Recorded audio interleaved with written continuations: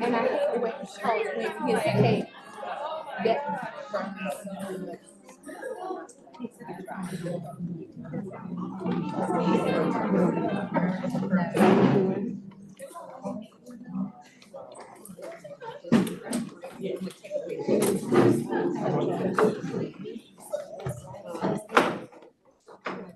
Good evening.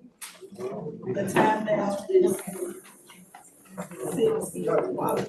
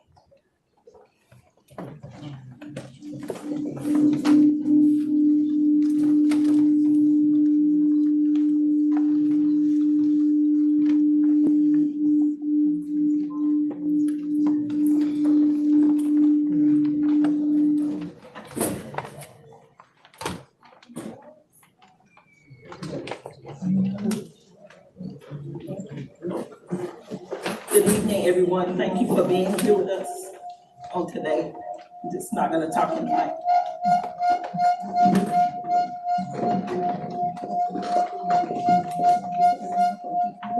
Can we shut it off?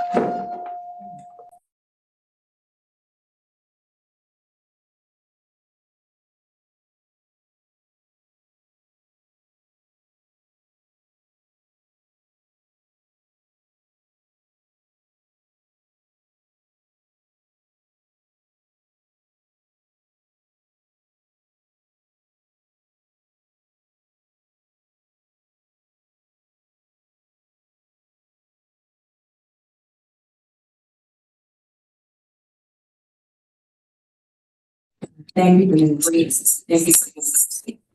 Lord, I thank you for each and every person that's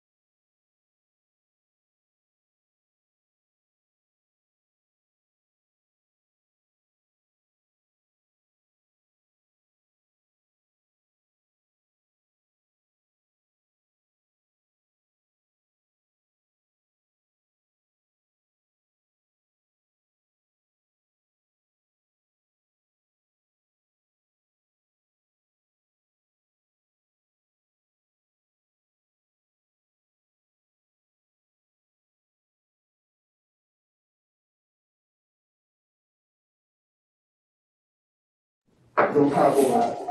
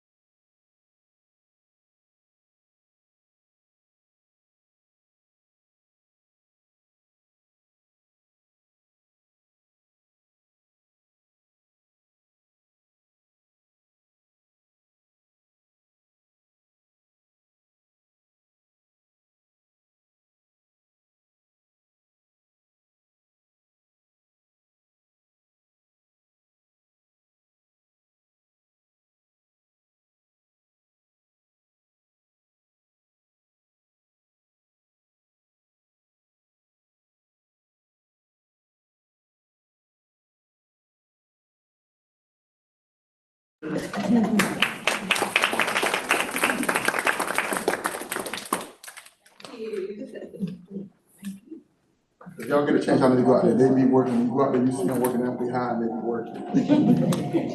Mr. James McLaughlin, Mr. James is a retired custodian, came back to help out when Mr. Brewer got sick.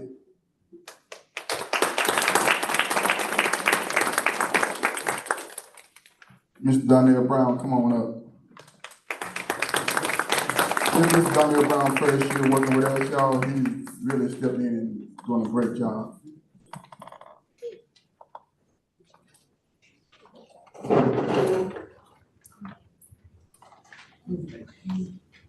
Once again, Ms. Brewer, thank you for the lead over there at Hawkeye. I really enjoy going out there talking to them guys and ladies. They really, I'm really proud of them. They work hard and they got to step the game up. Continue to keep on doing what y'all doing. Your hard work don't never go unnoticed. People watch it and see it. Once again, thank y'all. Thank you so much. At this time, we have International Dropout Prevention Conference Program of the Year winner.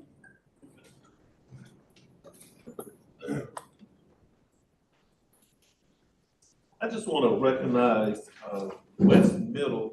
And we're going to do a little something extra later on for the International Dropout Prevention Conference Program of the Year. That's a big time award, and we were recognized. Mr. Ernest Davis, who works at West Middle, he was recognized, and they went to Charlotte about a month ago, and they received the award, and then they were also recognized on Positively Carolina. So we're very proud of them. As soon as we get the video from the Positively Carolina on CBS 17, we'll definitely send that out. So we just wanted to give them a shout out tonight. Again, we're gonna do something a little special for them at a later date. That's Mr. Ernest Davis. Ernest Davis, all right. At this time, we have public comment. No public comment tonight, so we're gonna move right along. Next, we have the consent agenda.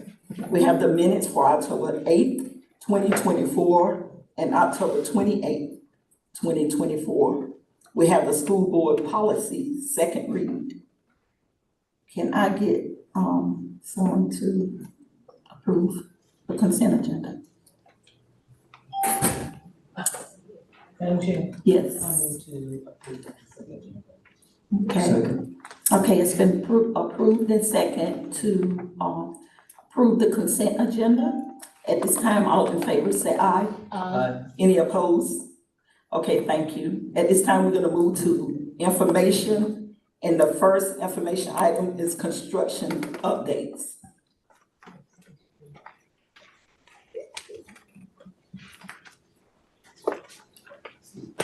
Good evening, Madam Chair and board members. Tonight we have Mr. John Barath, who's our project manager for the high school construction. He is joining us virtually. He could not be here tonight, but we do have him virtually so that he can share these updates with you. At this time, we'll turn it over to Mr. John Barath. Thank you, Dr. Hunt. Good evening, board, superintendent and guests. It's always exciting to come before you with these updates because to me, hopefully to a lot of you, it's exciting to watch the school start to take shape. I apologize if there's any feedback. Hold on, John. LG team for battling this early and getting everything operational. But we'll jump right in. If you go to the next slide. Mr. Baraff, if you could just hold on for a minute, we getting some feedback.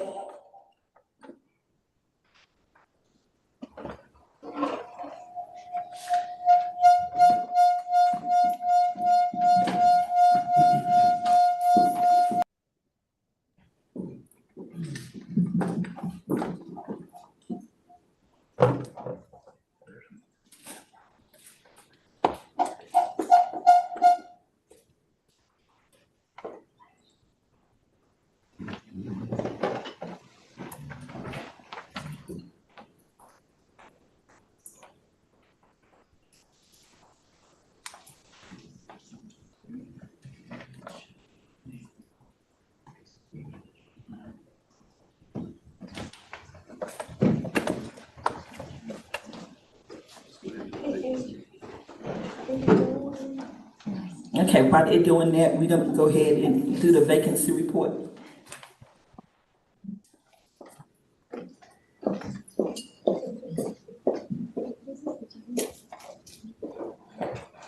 Madam Chair, board members, Superintendent Spells, yes, good evening. Good evening. I'm here to present the vacancy report for November the eighth. No, it's effective as of November the eighth. This report today is updated and we have a total of 92 vacancies, a total of 70 for certified, that include, district-wide, and a total of 28 classified, positions district-wide. So a total of 98. Any questions about the vacancies, and you can see by school and department. Can you tell us, the comparison from, last board meeting to now? Yes, it's a total, an increase of 11 positions from last month to this month. And those 11 positions were, 9 certified and 2 classified. Any questions, anyone? Okay, thank you. We ready? I'm sure.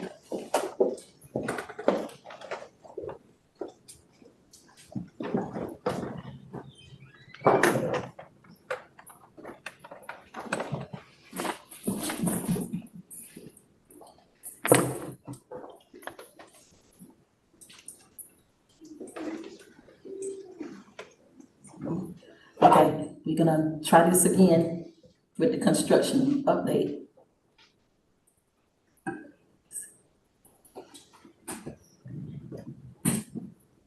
Okay, I think before you too far, I'll just talk for a second and test. Is there any feedback on your end? Are we good? Okay, exciting.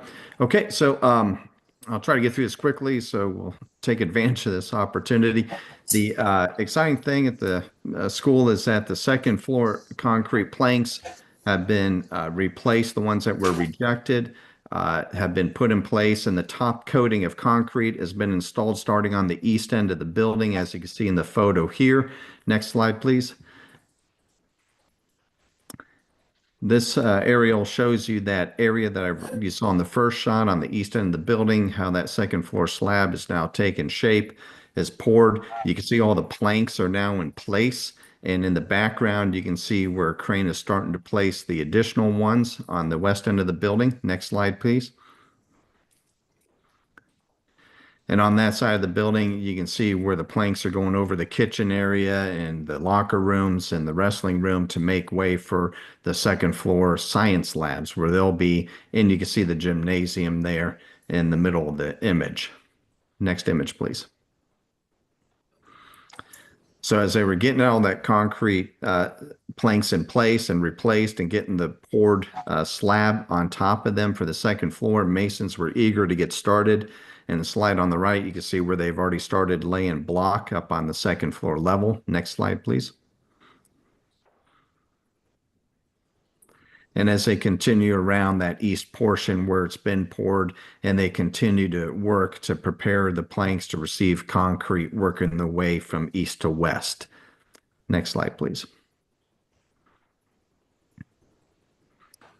So the last planks that are being placed for the science labs is on the right. On the left, you can see where they're setting the edging stop pour for over that common open area so the concrete can be poured on that deck as the next sequence. Next slide, please.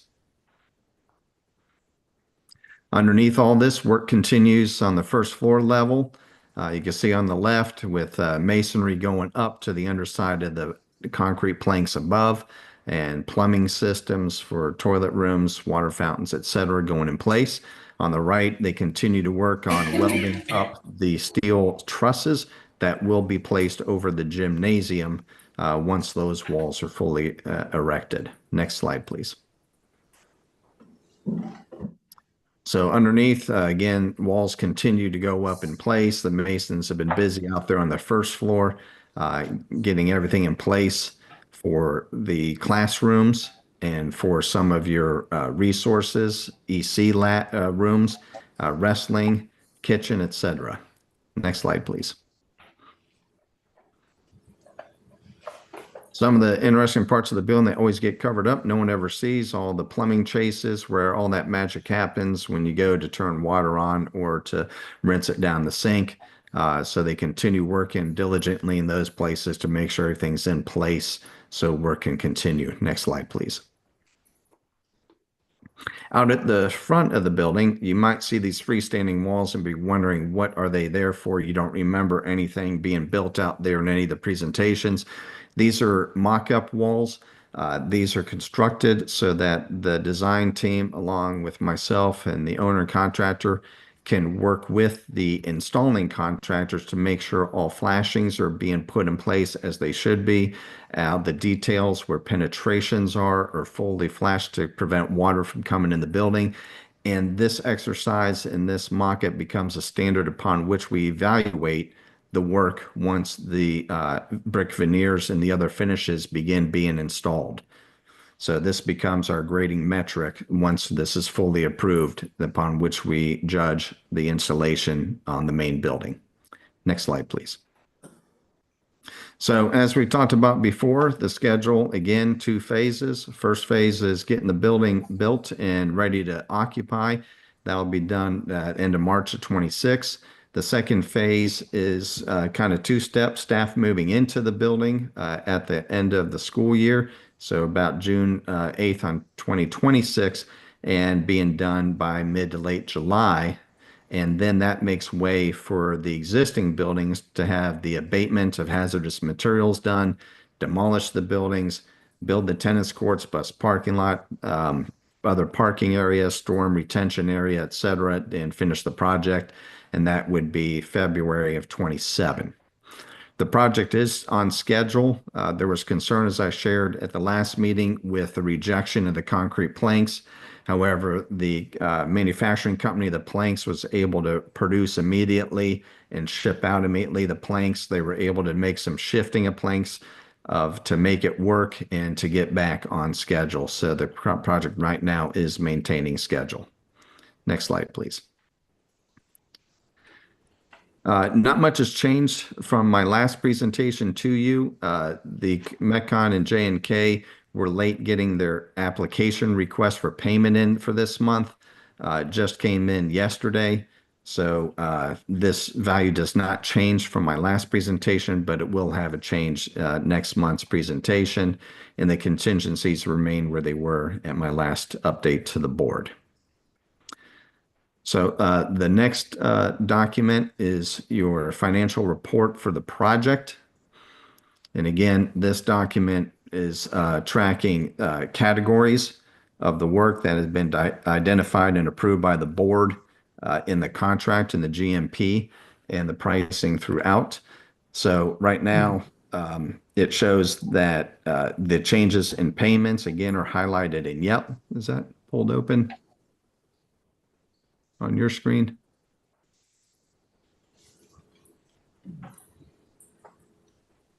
I guess it's not. But anyways, you've seen it every month. So just to give you the highlights of it, again, just to remind, oh, there we go. The areas that are highlighted in the amber yellow are those that have costs that have changed since our last presentation to you. So the architect engineers had been paid payments, so that changed, as well as material testing and special inspection company. All the other values remain unchanged at this time. You will note that your unencumbered funds right now are over $2.8 million. However, 2.5 million of that is withheld for technology and computer items and things for the new school, which obviously are not procured at this time. It's too early. They'll be procured at a later time. And about 250,000 is for the commissioning of the final project. The other items are unencumbered funds that are not assigned anything at this time, which will become available as the needs arise on throughout the project.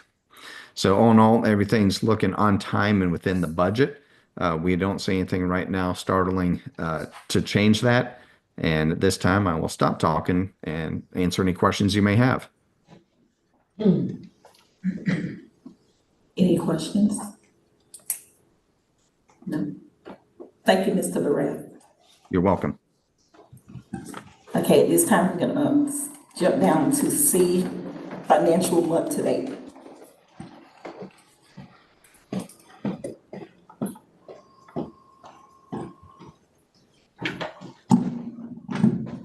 Good evening, everyone. I'm before you to present our month-to-date by purpose and also some fund amendments. We have two funds that were affected. We have state and we have federal. If you will turn your attention to the bottom of the page, under DPI approved budget notes, the state fund that was affected was PRC 85, literacy intervention. The first federal is Voc Ed program improvement. The next one was our Title I planning. And the third was our Title II improved teacher quality.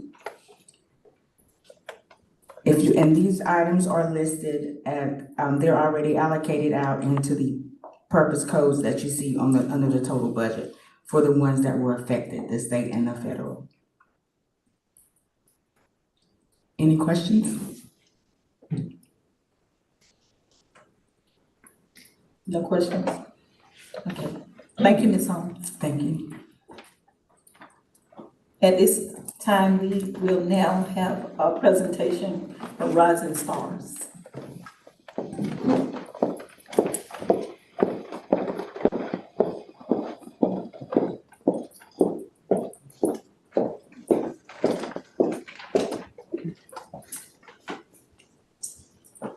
Dr. Spells, Madam Chair, thank you for having us. I think it's the second or third time we might have been here, but we're going to go into a little more detail today, time permitting. Let me first introduce myself. I'm Fletcher Wright. My wife, who's on the back there in the blue t-shirt, is we're the co-sponsors of this program. And with me presenting today is, you probably all know, A.G. Hammond, who I understand has recently had a promotion.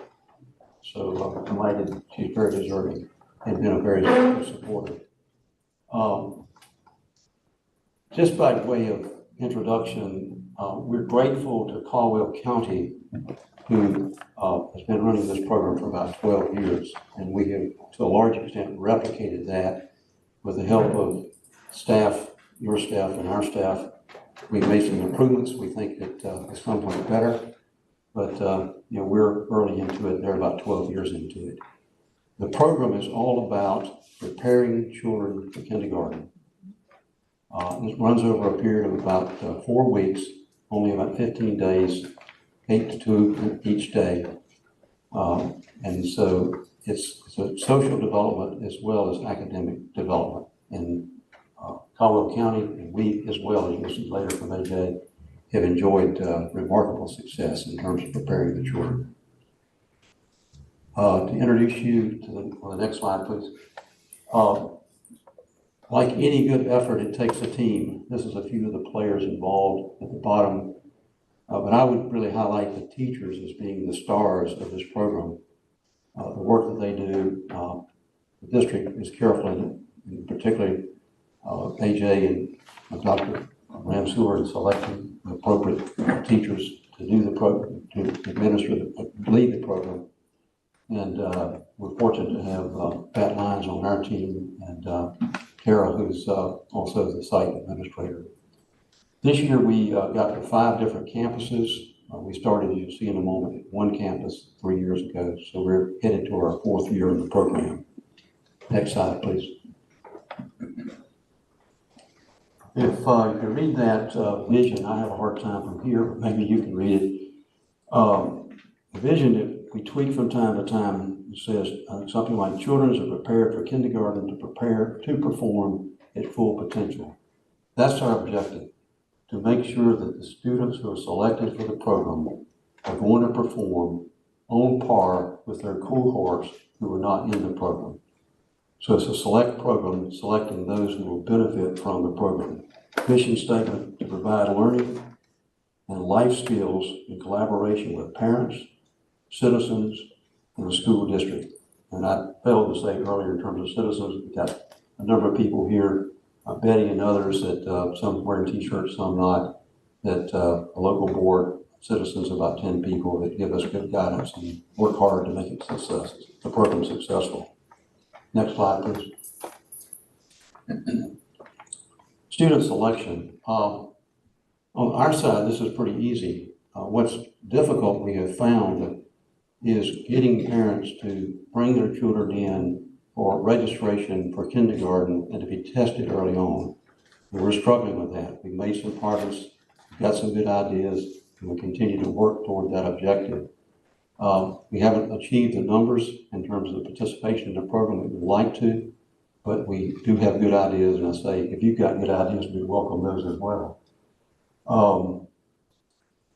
The program, the selection of the students, the pre-testing takes place typically in early spring, is what's ideal, so that we can determine how many teachers are going to be needed to teach the program.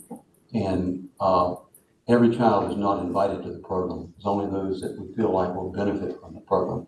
So basically, it's the bottom quartile in terms of testing. That's what Caldwell County has done. Actually, we've relaxed it a little bit. Their primary focus in the past when they started was the bottom 16%, and we're striving to get the bottom 25%. It's all about, as I say, academic and social preparation. Next slide, please.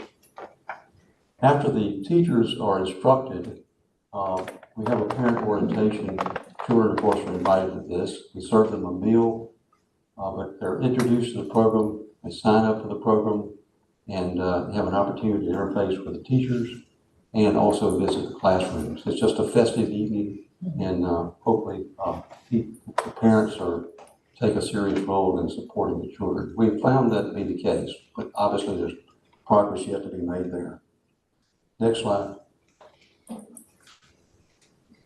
Learning, schooling, classroom routines. I'm probably not the right person to be talking about this, but I've observed and I see that it makes a difference. It's done well, and because the teachers do a good job. It's basic stuff like standing in line, holding a tray, eating in a mixed environment. There's also substantive things like developing respect for teachers. I think that what happens oftentimes, these children really haven't been exposed to this kind of discipline. It's a first big step to prepare them and hopefully level the playing field as they go into the classroom, helping everybody, including the teachers, to be more effective in teaching all the students, not just these students. Next slide. The curriculum. The curriculum is, to some extent, a large extent, a replication of what Caldwell County has done with some fine tuning to make sure it links with the kindergarten teaching at Polk County's elementary schools. So you've got good materials, but also enhanced materials from what Caldwell County has done, we think. And we keep challenging whether or not that can be improved. One of the things we're going to talk about is whether or not more play can be introduced, whether it's yard play or outside play is on a scheduled basis. There's also obviously opportunities to learn in the classroom, and some of that goes on. We're always challenging ourselves to say, what can we do better?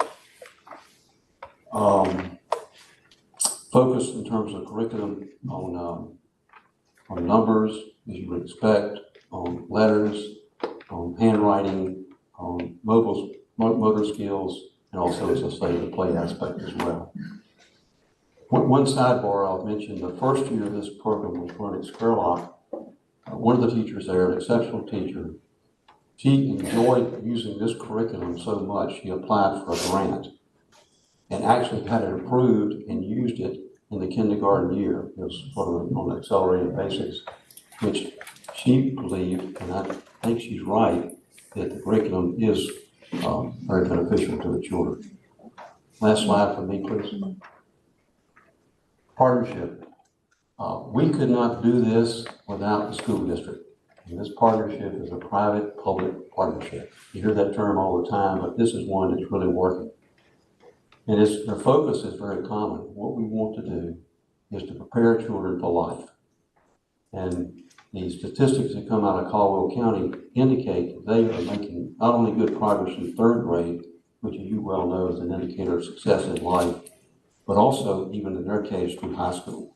So they're tracking these children to make sure that they're doing well vis-a-vis their peers, and they are performing at least through third grade and beyond on a par basis. Shared investment, investment of sponsors, the private funding is to support the teachers, pay them their benefits. We also buy the curriculum and other minor costs. From the school standpoint, obviously facilities are critical. Providing meals and snacks are critical. When we first started the program, that was something the then superintendent suggested, and that's worked extremely well. And the last thing I'll say before turning to AJ is we're very focused on measuring what we're doing to be sure that we're getting what I call the return on investment, the ROI. And we'd love to see the program expanded. AJ will talk about that a little bit. And lastly, we're always striving to make it better. Thank you. Good evening, Madam Chair, Madam Vice Chair, board members, and everyone in here tonight. I am going to continue on just discussing the data part. As a team, we always consistently talk about data. That's how we know it's working, right? So data is a powerful tool in making informed decisions, improving instructional quality, and ensuring that our students have the opportunity to succeed. As a team, Rising Stars and the board, we continuously measure results to adapt and improve, aiming to keep students on track and provide early interventions when needed. So in just a few minutes, we're going to take a look at some trend data for ELA and for math. But before we do that, we do want to touch on the attendance. As Mr. Wright said, when we first began the program, it was at one school, Spurlock Elementary School. We began with approximately 24 students. And then in the 2022-23 school year, that increased to about 46 students with 4 of our schools. And then just this previous school year, we increased that number even more to about 60 students. And as you can see, 5 of our students participated. Our goal, though, is eventually to be able to offer Rising Stars to qualifying students at all of our elementary schools. And we do think when we talk about increasing numbers, that is the way we're going to do that. Next slide. So we're going to take a look at the math data. We know we have already as a curriculum program in our schools. And so as we think about already, what better way to measure how students are performing and compare them when we think about cohorts than by looking at this data. It provides insights into the progress of all of our students as you look at it, compared to those Rising Star students. So if you look at that, all students are in yellow, and then our Rising Star students, they're in the orange color there. As you can see, there is a steady increase in performance from 2021 to 2023, indicating gradual improvement for all students over the period. So just looking at that data, just looking at those colors, you can see that. So let's take a look at an example. In 2022, on average, Rising Star students scored better than 52% of the broader student population, and that is what that bar graph is showing. Whereas all students perform better than approximately than approximately 44% of their peers in the 2022 school year. So if you take a look at that with the math data, we're measuring that percentile data there. If you look at the 2023 school year, initially you can tell that the data, we were outperforming in our student groups as we look at the Rising Star students compared to all students. And then in 2023, we had somewhat of a drop. As a team, we did have some conversations about what contributed to that. And we're always working to ensure that we are selecting the right students for the program, our neediest students for the program. Next slide. So as we continue moving, the 3-year trend for reading, which is measured through our class data, illustrates the reading performance of our Rising Star students over time in comparison to all students. And I know that it's hard to see for some of you guys, but if you look at that first bar graph, it says our Rising Star students 21-22 compared to Hope County students in all for 21-22. And when we look at that data, we do want to point out that in all students, our Rising Star students are also included in that data. But this data reveals significant progress with the reduction in number of students scoring in the red category. So if you take a look at this and you just pay attention to the colors, you want your students to be, our students to be in that green and blue area at benchmark and also above benchmark. But if you take a look at this comparing our students, you're able to see that our Rising Star students are performing compared to our all students. For example, by the end of the 21-22 school year, 87% of Rising Star students reached exceeded or at benchmark. So they were at or above, as compared to all students with 68% at or above. So again, this data shows that the program works, like that early exposure for students, it does work. So it clearly demonstrates the positive impact of early exposure and intervention on students' reading readiness over literacy development. Next slide, please. So anytime we talk about data and students and programs, you know, we always have goals. And as a team, we're always consistently talking about goals to improve. How can we make it better? How can we make it better? So if you take a look, our short-term goal is to increase our district-wide kindergarten registration by starting our promotion efforts earlier. By doing this, we aim to boost enrollment and reach our target of 100 students in the program by 2025. So our goal this school year, we're going to increase those numbers, and our goal right now is 100 students in the program across the district. However, when we think about that, there are some key challenges that we continue to discuss along the way. This includes encouraging early enrollment and conducting effective assessments for our students, closely monitoring the progress of our Rising Star students over time, which has been a great conversation because we just don't want to monitor the data that we have for that year. We want to track those students through kindergarten, first, second, third, and eventually high school. Like, where are our Rising Stars babies? Like, we want to track those students. And then addressing transportation needs. We always have the conversation, if we offer transportation, do we get a better turnout of students? So addressing that, as well as partnering with parents active partners in their child's learning journey. Those are just challenges that we've been discussing as a team that we continue to discuss, and we're going to address to ensure that we increase student participation and then also parent participation. So looking further ahead, our long-term goal, and we've stated this, is to expand the Rising Stars program to all campuses where there's a need for early kindergarten intervention. Ultimately, we aim to enroll 25% of all children entering kindergarten in Hope County schools. We're definitely excited about these goals. We have constant conversations about them and the impact they'll have on our children over time because it's about the children. We would like to thank you for your support and collaboration as we work toward making these visions a reality for our students and for our parents. Thank you so much. Any questions at this time? Yes. Yes. I'm not sure if I'm supposed to ask you or the young man here, but you said you guys have ideas of how to help parents understand getting their child enrolled. What are some of the ideas that you've already done to help promote this program and getting the parents to understand that this is a good program and they should enroll their child?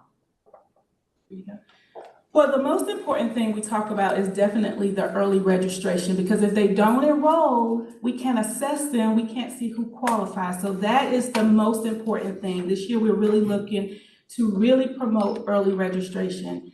I can tell you the board has done so many things for Hope County Schools to promote early registration, from billboards to offering money for raffles to parents that enroll. So their names, if they enroll early, the names went in to a raffle and they received like a monetary donation just for doing that. Flyers, the board has been going to some of our family events. They've already started for this school year. I was at Upchurch Elementary School and I saw them setting up a table there to help us with that. So we're doing a lot, but we're looking at what we can continue to do to increase the enrollment and to get students a part of the program and also parents. One additional thing that we're focused on currently, that we haven't done much of in the past, is using social media. Okay.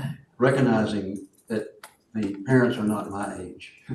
The parents are considerably younger, and so the younger people on our board and others are telling us that we need to use social media effectively.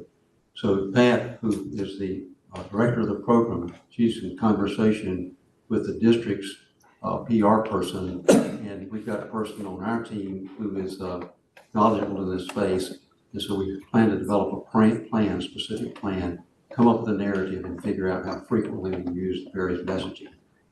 Sounds good. One more question. What is the criteria of selection?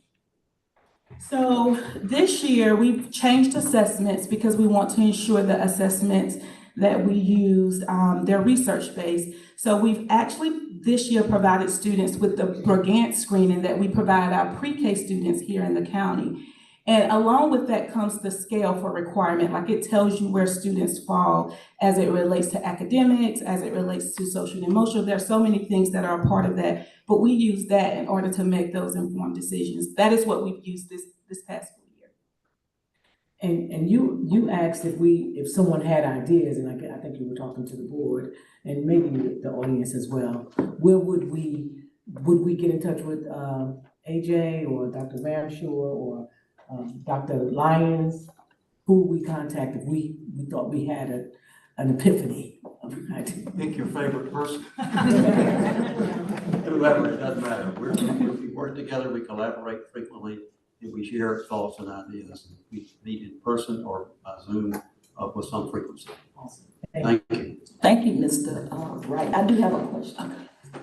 In 2023 in math, we saw a decrease, and you said y'all discussed some things. What were some of the ideas, or what do you think the issue was? I'm scrolling to that. Slide, please. Yes, so we saw a decrease in the percentile of students, and we're looking at our Rising Star students as a whole. In the 2022 school year, I'm gonna tell you, we were trying to fill those spots. So I don't know if we did a great job looking at the data to select students, right?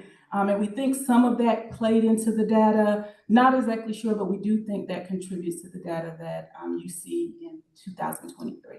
Because in 2023, we were on top of like those students that qualify. We wanted to stick to our students that needed to be in the program. And because of that, I think that's why you see not much as a gain or higher percentile compared to the 2 years. Okay. And do the staff, I know we add in schools each year, which is great.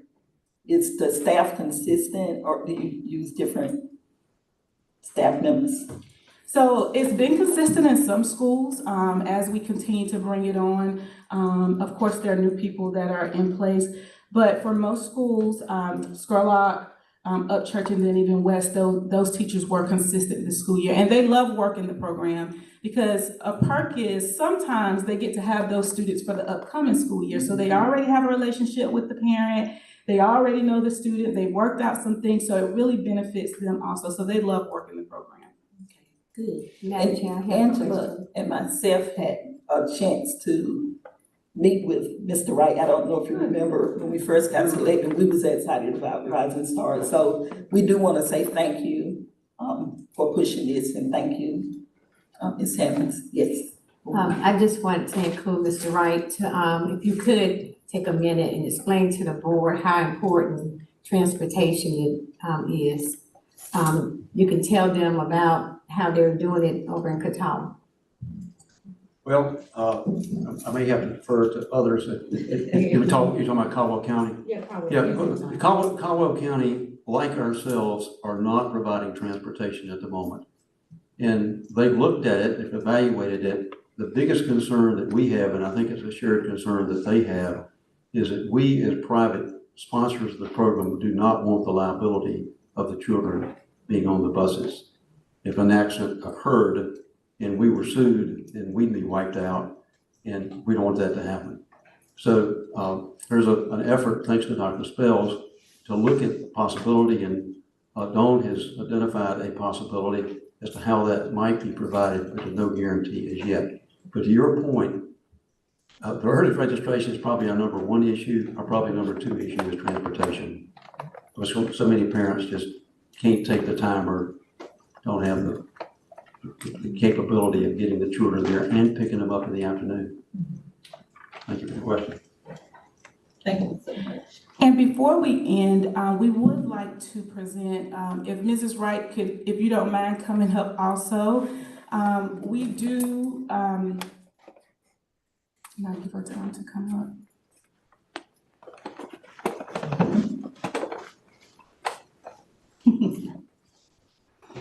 So on behalf of Dr. Spells and the Board of Education, we just want to say thank you for pouring into Hope County.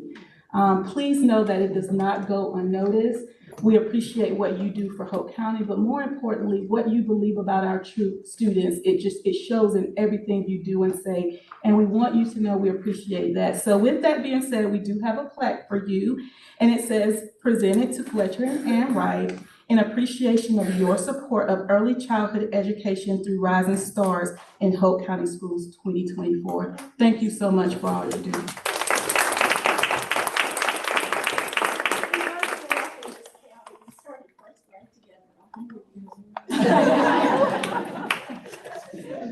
Thank you so much. We appreciate that.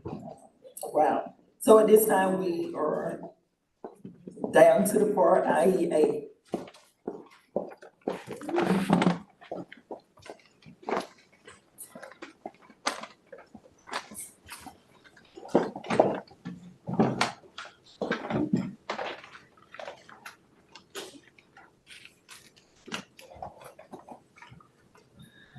Good evening, Madam Chair, Superintendent, board members, and audience members. It's my pleasure to stand here before you tonight to share a brief overview of Hope County Schools' Indian Education Program, also known as IEA, and to introduce a distinguished guest from the North Carolina Department of Public Instruction. Next slide, please. Present with us tonight is Ms. Christina Bullard, our Indian Education Parent Liaison, and myself. Unfortunately, Ms. Chakawana Oxendine, who is our parent chair as well as the Lumbee Tribal Representative for Hope County, could not join us due to another commitment. We are also joined by Dr. Leslie Locklear, who serves as the Director of American Indian Education at NCDPI. Next slide, please.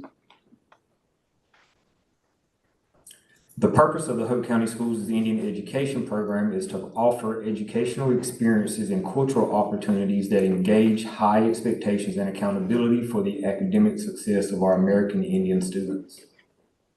Next slide.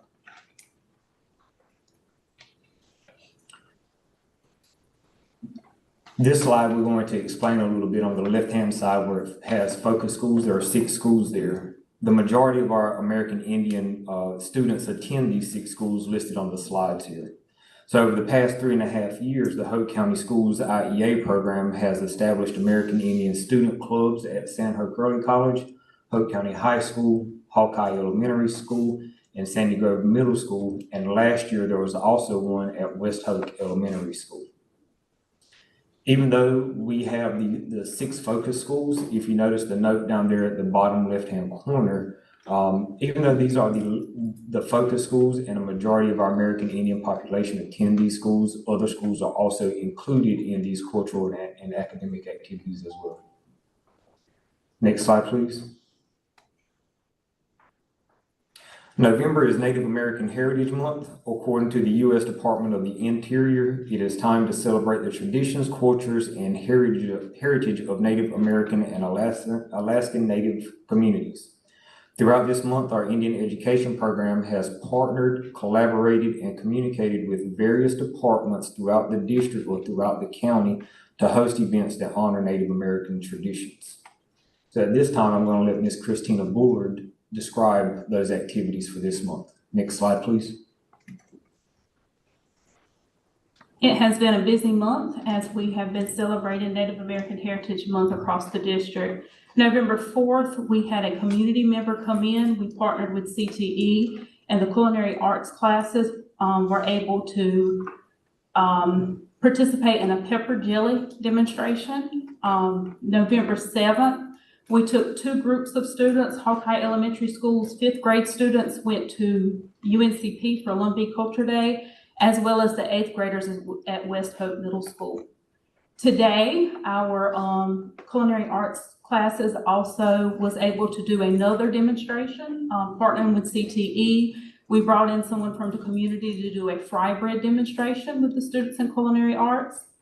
Tomorrow, I will be at Upchurch Elementary School and we'll do culture stations with all the students there.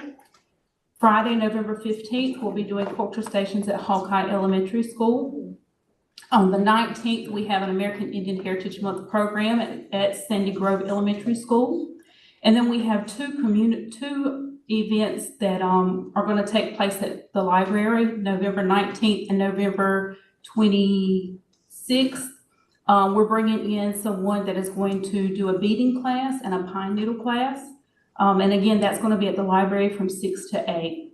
And then on the 25th, we're going to have our 2nd annual Indigenous Luncheon, and that's also a partnership with the CTE department. The students in culinary arts will be providing and cooking that meal with guidance from community members. And I just want to add this Saturday, the public library is also having an Indigenous celebration, and it's going to be from 10 to 2 at the public library.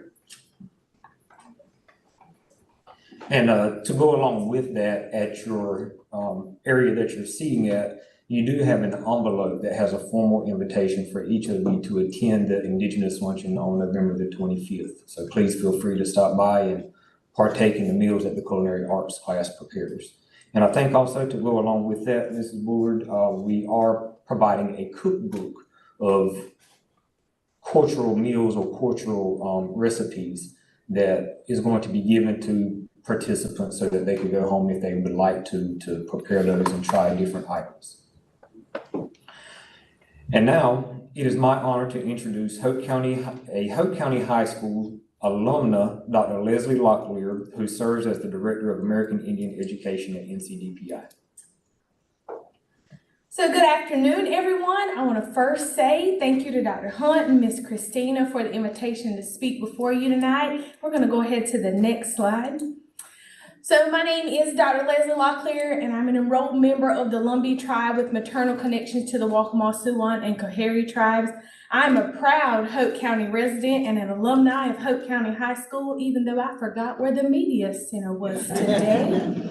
And I've spent my entire academic career pursuing degrees related to education, and it actually started right out here with early childhood education as a part of the CTE program. So before I share with you my role, I would love to ask you to walk through a small exercise that I borrowed from a friend of mine named Stephen Bell in Guilford County. I want you to write down or think of 8 countries in Europe. I'll give you about 30 seconds. 8 countries in Europe.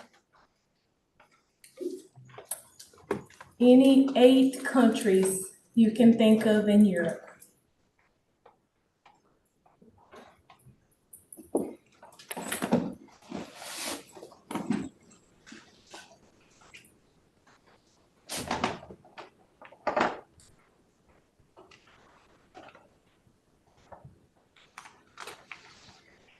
And now, I want you to think of 8 tribes in North Carolina.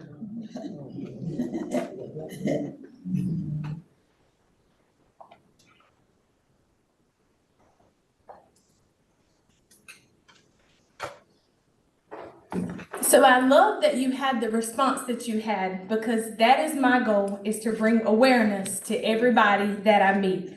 Did you know that in North Carolina, we are home to 8 state-recognized tribes, 4 urban Indian organizations that support tribal members across the state?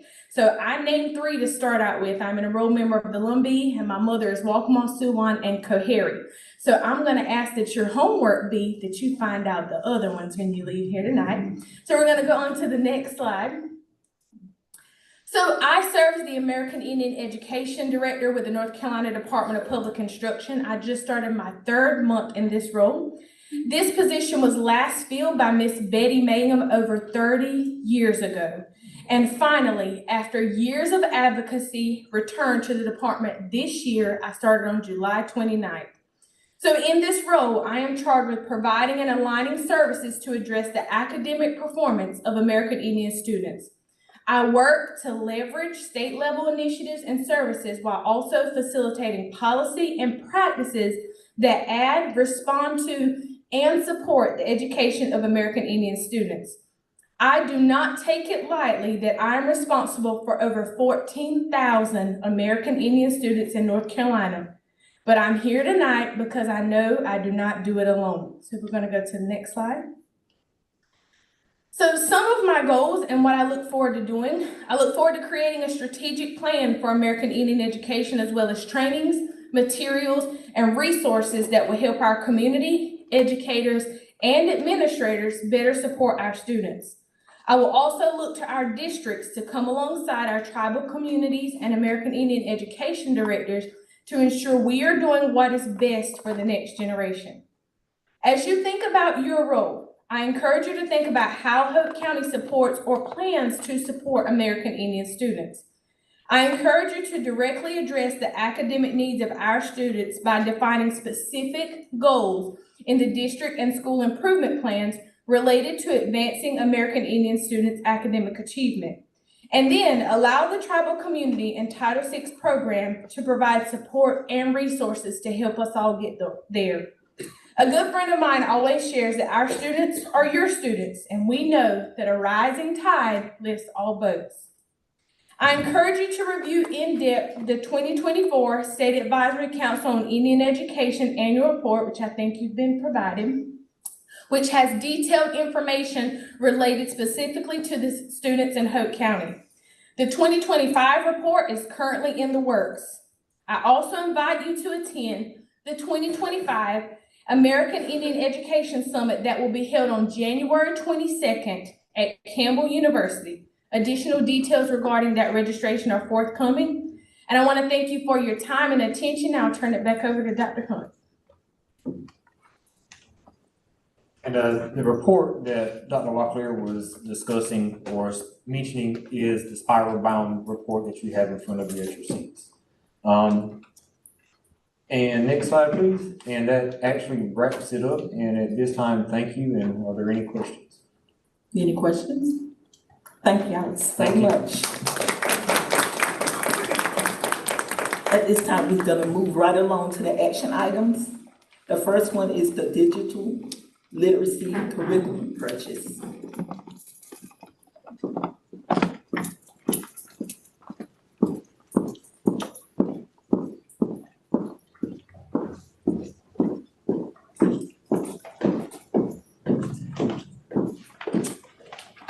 Good evening, Madam Chair, Vice Chair, Superintendent, and our guests.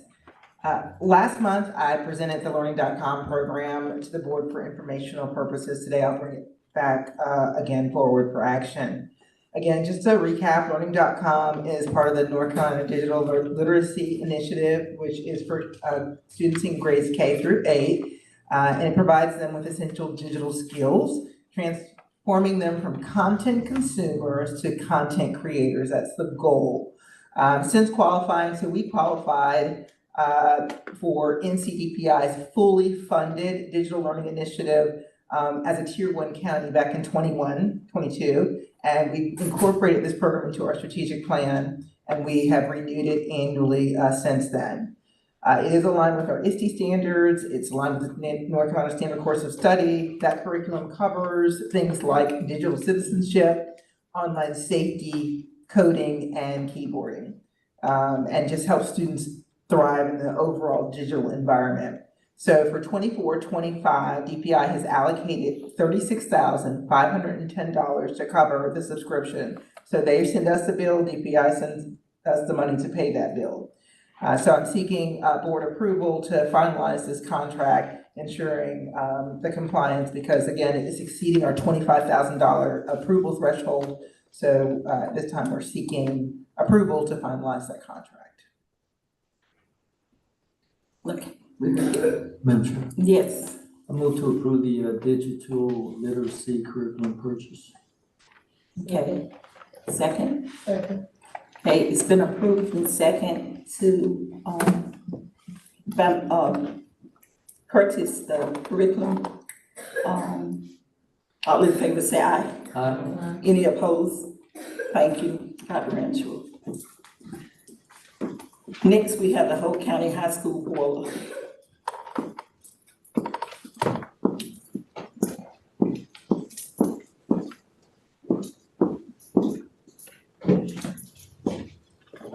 Allison, are you controlling the presentation? Can you just pull up the RFP, please? Or you can close that out. Yes, and it's probably gonna be all the way down on the last page, if I'm not mistaken. Good evening, Madam Chair, Superintendent, board members, audience members again. Good evening. At the August 2024 Board of Education meeting, we shared the need to replace a malfunctioning boiler at Hope County High School. In the handouts provided this evening, or those that are online specifically, you'll find the timeline detailing the events since the issue was discovered back in May, June timeframe.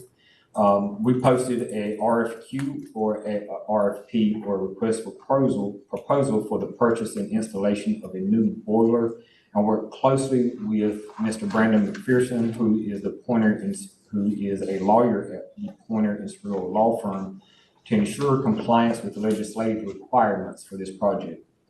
During the RFP period, we received one response, and that was from Johnson Controls. Johnson Controls has proposed to complete the project by January 28, 2025, as outlined in the RFP, at a cost of $289,970. Back whenever we discussed this in August, the price at the time was around $355,000. So we were able to look at that and make some revisions, and that price came down. This summer, Hope County Schools was also awarded the Renew America's Schools Prize in the amount of $300,000, which is the funds that we would seek to use to fully fund this project. So tonight I come before you requesting that action is taken on Johnson Controls to move forward with this project. Anybody have any questions? Okay, can I get a motion? Madam Chair, I move to approve the Hope County High school boiler. Second, anyone? Second. Okay, the motion has been made to approve the Hope County High School boiler. It's been second. All in favor say aye. Aye. Any opposers? Thank you. Thank you. Dr. Hunt. Next, we have a supplement. Yes. Thank you, Ms. Blue. It is supplement season. Back in the summer, the board approved a 1% addition to the 6% supplement for certified, excuse me, and a 1% to the 4% supplement for classified. So we do that in 2 installments. We do one in November and one in May. So just for clarity purposes, we are asking that the Hope County Board approve the half payment of the 7% supplement for November and May for all certified and 5% for all classified staff. The total supplement for the year for the certified will be 7%, and the total supplement for the classified staff would be 5%. Any questions? Can I get a motion? Madam Chair, Yes. I move to approve the supplement. Can I get a second? Second. Okay, it's been, the motion has been made to approve the supplement. It's been second. All in favor, say aye. Aye. Any opposers? Okay, thank you so much. At this time, I'm gonna ask someone to give me a closed session. I make a motion that we go into closed session under North Carolina General Statute 143-318.11 to prevent the disclosure of confidentiality personnel of student matters to consider matters related to initial employment of individual employees and to consult with the board's attorney to preserve the attorney privilege. Okay, motion has been made to go into closed session. Second. Okay, it's been second. All in favor, say aye. Aye. Any opposed?